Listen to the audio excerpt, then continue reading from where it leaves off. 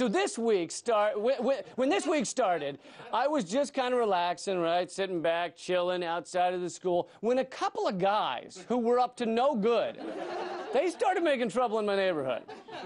I'm sorry, that's Fresh Prince of Bel-Air. I'm sorry. No, what I was trying to say, I was chilling, and then this happened. ISIS is now renewing its calls to followers to launch an attack right here in the United States. Mass casualty attack. There are sleeper cells. Sleeper cells. Terrorists, Al-Qaeda. Sleeper cells. Cells. Oh my God! It's getting cray-cray! If you haven't seen the mainstream media this week, I'll sum it up for you. Ah! But what happened to the last thing we were terrified of? The Sony Pictures cyber attack, instigated by North Korea. We have found linkage to the North Korean government. Act of terror, therefore it's warfare. Threatening to attack U.S. targets, including the White House. Inescapable deadly blows. Our banking system. The White House. Our power grid. Inescapable deadly blows. Leaps over a fence.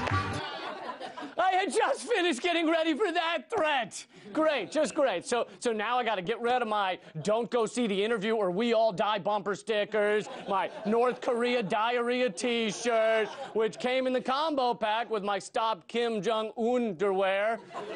Yeah, I'm all for Kim Jong-un up here, but down there, not having any of it. And I guess I need to change my outgoing voicemail message too. Hey, leave a message at the tone. Unless you're Kim Jong-un, your messages are unwelcome here. Yeah, gotta change that too. So we're just done with that now. I need to know what to be terrified of. There is nothing scarier than not knowing what to freak out about.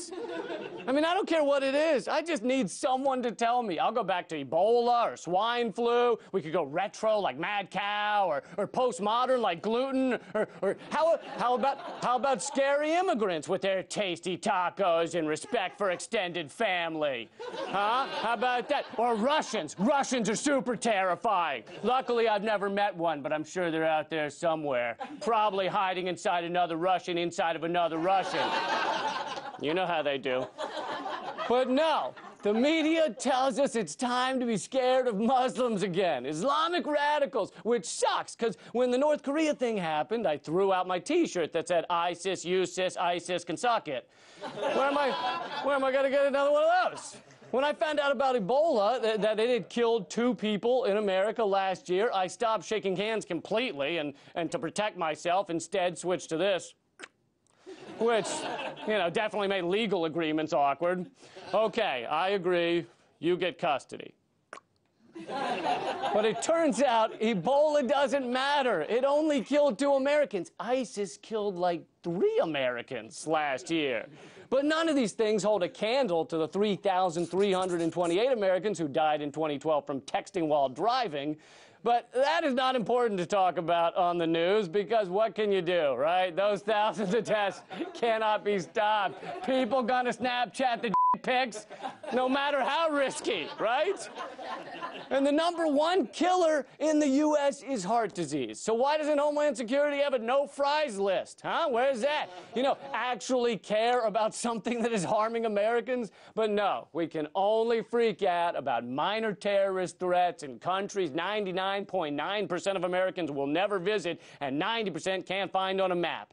It unites us under a scary threat from the outside so that we don't question what is going on in our own backyard.